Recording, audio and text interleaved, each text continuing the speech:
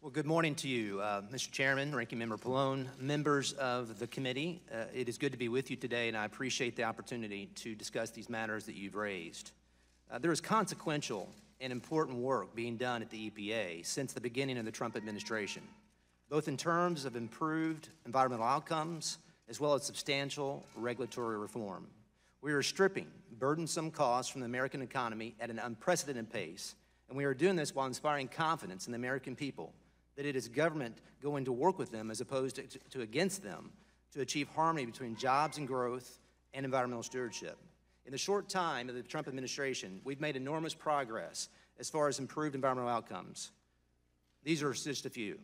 We have removed over 3 times the number of polluted sites of contaminated communities across the country as compared to the previous administration for 2017. And for 2018, we are on pace to remove as many as 10 times the number of polluted sites. We are working cooperatively with the states to improve air quality through the approval of 350 state improvement plans. And with regard to water, we are leading a multi-agency approach that has set a goal of eradicating lead from our drinking water within 10 years, largely through the utilization of a tool that you provided, WIFIA. It is my goal to prioritize applications for critical water infrastructure over the next 10 years to hopefully see $4 billion a year dedicated to the replacement of lead service lines in order to reduce lead in our drinking water. President Trump has set an ambitious goal for the EPA under his administration, and our measurable achievements are a testament to the effectiveness which a results-driven EPA can achieve. President Trump did not only task us with accomplishing the core mission of the EPA acting more efficiently and effectively than ever before, he also demanded comprehensive regulatory reform. That transformational change is happening. In just 1 year, the Trump administration has saved the American people almost $8 billion in regulatory savings. And the EPA alone is responsible for nearly 24 regulatory actions, saving Americans $1 billion of that $8 billion in regulatory cost.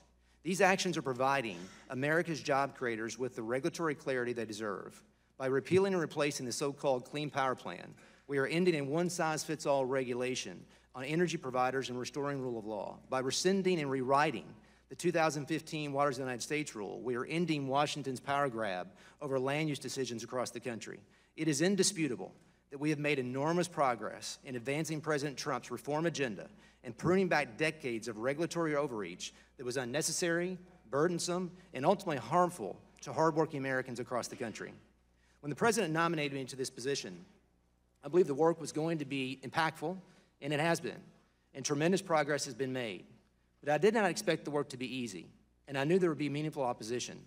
However, as I sit before you today, I recognize there have been very troubling media reports over the past few weeks.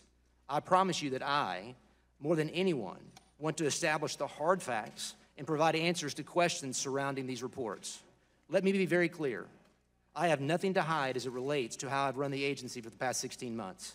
I'm not afraid to admit that there's been a learning process, and when Congress or independent bodies of oversight find fault in our decision-making, I want to correct that and ensure that it does not happen again.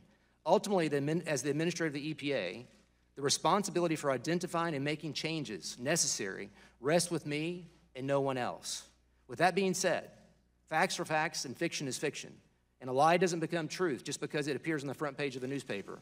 Much of what has been targeted towards me and my team has been half-truths or at best stories that have been so twisted that they do not resemble reality.